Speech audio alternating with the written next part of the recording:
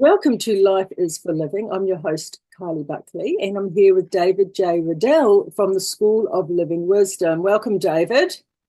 Thank you. Today we're going to talk about beating the dumb lie. Yeah, I'm dumb. I can't do that. I've never been able to do that before.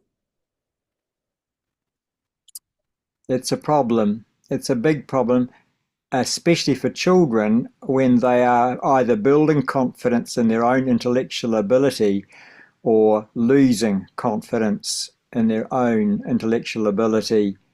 As a matter of fact, it's critical because at that time, should they lose confidence in their own intellectual and academic ability, that will affect their confidence to take on anything new or difficult or academic for the rest of their lives. Those conclusions are not easily moved.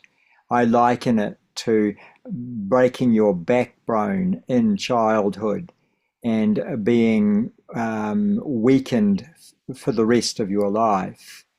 And as a result, people often live and struggle in menial jobs and struggle to survive and to make a good wage or a good salary because they will not tackle anything that is going to take them back to that point of inadequacy or failure that hurt them so badly in their childhood years. In fact, I've been so concerned about this, Kylie, that I've created a series of cards called Truth Coaches for Children. And these are especially designed to enable children to get back their confidence in their own academic and intellectual ability by hitting into the conclusions that brought about their loss of confidence as children. And you see it in adults regularly. They steer clear of computers, they steer clear of a new software program or learning a new technical aspect. They steer clear of equipment or training or even reprogramming the bedside clock or the programming of the television. And so they reach for their children or grandchildren rather than tackle it themselves. This all comes back to conclusions came to in schooling, and as they looked around the class and decided that they were one of the smart ones or one of the not one of the brainy ones. You remember those days. Kids were immediately labelled as thick or brainy by the other children, and they grew into those labels more often than not. And so beating the dumb lie is quite a challenge. And it may be that you know you're really smart at sports, but poor at music, or you're really good at music, but poor at figures. In every situation, people actually need to tackle it. And that's why people would love to play an instrument, but have never really tried, or they would love to go back to school, but the thought terrifies them. That's why people won't take on something that is new and strange and different, because in their mind they have confused what is totally new with what is just too hard. And you see them surrender in front of their tax returns or their GST returns and just hand it all away because they don't want to feel that echo of being foolish or inadequate yet again. Yes. Yet, if they did challenge it, it would dissolve. Well, it would only dissolve if they had the kind of coaching and insights that would enable their mind to take the staircase just one step at a time. But I've watched these people tackle something with all the zest and the hope you can imagine and fall on their faces repeatedly because they're not adopting any kind of a strategy. They go straight into a passion. It doesn't come about as quick as they think it should. The echoes of "I'm too stupid to do it" all come back and hit them around the head, and they give up yet again. And yet again, this lie is reinforced and validated. And eventually they sink back to despair, thinking, no, I'm better off not even to try than to incur that echo, that unbearable feeling of inadequacy and failure that I became so familiar with in my early years of schooling. Mm.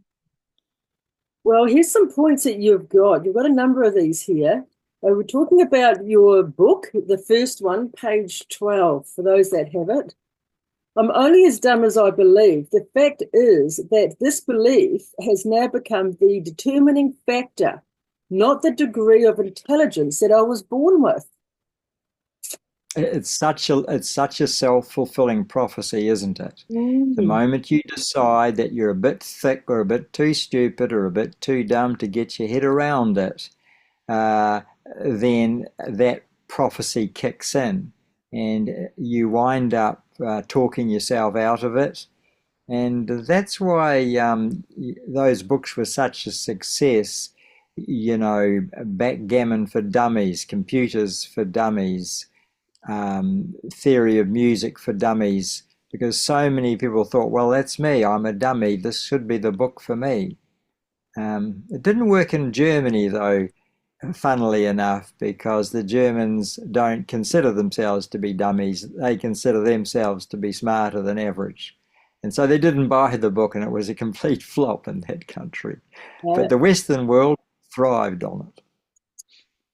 yes. Okay. I can train my mind to stop discouraging me if I want to, but not if I have made friends with failing, feeling inadequate, and mental lethargy. Yeah, that would be lethargy. Yeah. Pronunciation can be a tricky beast, can't it? Yes. And yet, that's how we learn, by mistakes and by failure. And when we treat failure as merely feedback, we grow and increase and progress with leaps and bounds. Mhm. But if we treat failure as dangerous and as fatal, and we take it all personally, then we're already in trouble. Mhm. Failure must be revisited and revised as merely feedback on my progress. And if you're going to do anything difficult, if you're going to take up maths, if you're going to take up flying, if you're going to take up brain surgery, medical, if you're going to take up the violin, if you're going to do anything difficult, you need to first of all make friends with failure. That would be the one big ditch that so many people never got over. They're still scared of it and they won't do anything that might invoke it. And it's such a shame because they then live unfulfilled lives. They never discover the musician within, the poet within, the mathematician within, the surgeon within, the artist the artist or the rocket scientist within. Mhm. They just don't dare risk that dreadful thing called failure. Mhm. And in fact, that's where learning an instrument is so important because you start by failing. Everything is a failure when you begin. I mean, it's very difficult to get your fingers to work, to go in the right places and to do it at the right time, at the right tone, at the right, you know, intensity, let alone the whole sequence. And so you start by failing and you only get there through practice. So it's probably, And that's something you learned in order to become a musician. And in order to become a scholar, you have to know that nobody started out knowing it all. So why are you assuming that you should know it all? In fact, nobody starts out being good at it. Why do you think you should be the exception? You'll often find unrealistic expectations are the real cause of this lack of persistence and this discouragement that spells the death of anything new or anything hard. right. As long as I'm still learning something, anything useful and relevant, it's not yet the time to quit. Every retry brings with it some learning. Do you know there's one question that stalks every boy and girl, every student every apprentice. There's one question that stalks every person working towards a degree or a PhD. And this question never lets us rest. It's always there. And very few people are aware that this question stalks them 24/7. And, and it's quite simply two words: why bother? Until you can answer the question, why bother, you will never enter a race or run a marathon or a triathlon.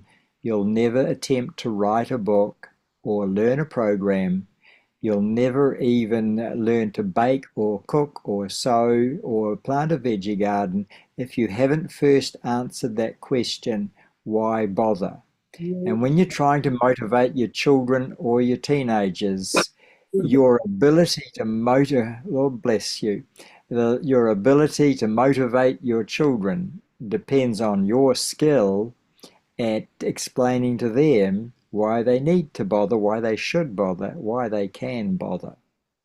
Why bother is the arch enemy of the motivator. And so the motivator must get to grips with the why bother question.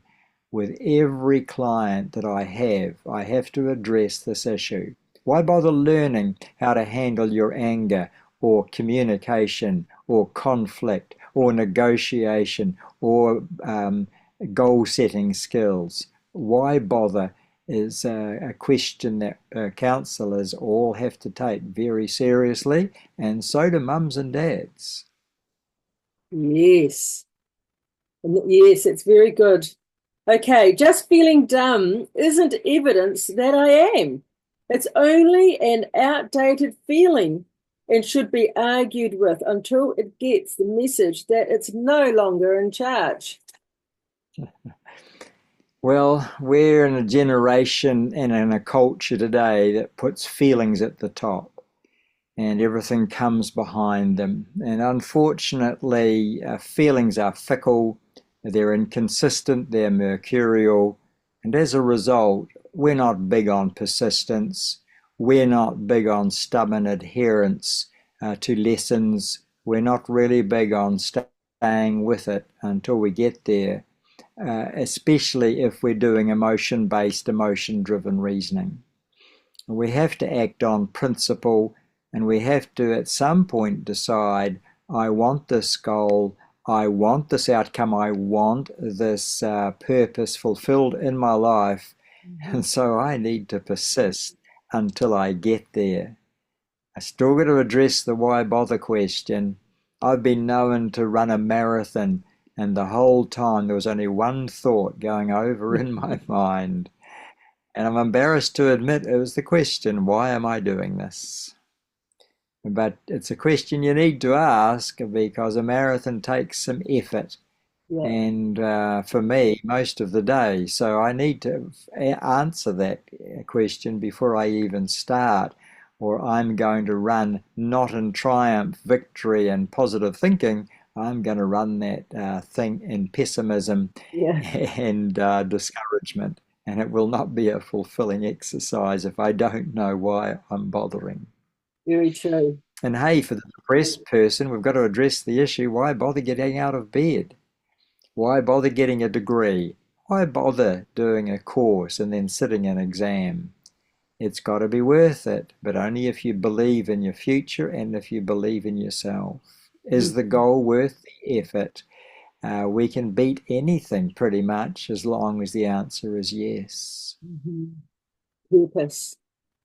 Well, here's one that's good for the young ones. Even if mum or dad or the teacher won't believe in me, I'm allowed to believe in myself now and to give myself what they never gave me: patience, time, and persistence. And that's one that I've impressed in these flashcards that are available on the website livingwisdom.co.nz. And I point that one out particularly because I struggled to believe in myself once I realized that my teacher did not believe in me. Whether it's a music teacher, an arithmetic teacher, whether it's science or geography, once a child realizes that this teacher is not going to bother with them because he doesn't or she doesn't believe in them, then it's almost impossible for the child to keep believing in themselves. Mm. And the same goes for parents' attitudes as well. Those comments that adults make without even thinking about it go deep into a child's mind. I remember as a child trying to learn the keyboard and my teacher commenting that my uh, brain finger coordination seemed to be a bit behind the game, and that I didn't seem to have very good dexterity in the fingers. And it was just a passing comment, really, but it took root and it grew, and the outcome is predictable, isn't it? A year later, I quit in disgust because I realized that I was never going to be really good at the keyboard. And I think that was probably a self-fulfilling prophecy. Many years later, I opposed that curse, I opposed that comment, I opposed the truth of it by saying, well, maybe the teacher was frustrated. I'm going to go back to Polytech and learn to touch type. Back in the days when middle-aged men never ever went to learn to touch type. Now that we all have to type, they've done away with it. I fail to see the logic in that. But in those days, every high school and polytech offered a touch typing course, Mm. when only a few went on to use a typewriter. It's a paradox, isn't it? It is. But anyway, I persisted with this touch typing course, and although I was by far the slowest in the class, now, some years later, I'm one of the fastest. I can touch type almost as fast as I can talk because I persisted. No other reason. Yes. And then I thought, hey, if I actually am quite fast, what's stopping me from going back and learning the keyboards? And Mm. do you know what my new teacher said in the first lesson I ever had with her? She said, you have remarkable dexterity in your fingers. And I thought, gee, I wish you music teachers would make up your mind. Oh, And the so thing I've gone about on from you. there. I've gone on from there, keeping, and I love to challenge that lie now. And I think that's probably why I'm learning the violin as well. Wow, that is a challenge, the violin. Well, we'll just It's finish a on one challenge to my last. teacher. And yeah, I was going to say, and probably those listening as well, because violin is one of those ones that you don't get the note given to you like on the piano. You actually have to hear it. Um, Yep, so that's right. it's one of the hardest to learn, the violin. Yeah. Somebody said to me, you have very good intonation. And I said, oh, thanks for the compliment. What's intonation? Mm. So that's what it's like when you're still learning. Yeah, yeah. Okay, well, look, one last one, and then we'll finish up. It says, I won't allow others to determine who I am or what I can accomplish any longer. I will determine that myself now. Hmm. Good one. Yeah. Good one. It's not for other people to decide whether I'll succeed or fail. It's not for them to decide whether I'm clever or stupid. It's not for them to decide whether I have the firepower to cope with this thing or not. That's for me to decide. And I got to tell you, over many years of choosing and observing and analyzing people, when it comes to backing people, I will always back the persistent student over the most intelligent student now, because I have learned that intelligent students often don't come to very much. But the ones, maybe they're not as intelligent, but they're much more persistent. They're the ones that go on to do the big things. Mm. And so I back persistence now over and above intelligence. There's plenty of very smart people out there, Kylie, but they don't persist. So they never really get the fruit of what they're endeavoring to do. That's very true. Thank you, David. Bye, everybody. I'm not terribly intelligent, but boy, I am persistent. God bless you all. Really Bye bye. intelligent. See you. Bye, everyone.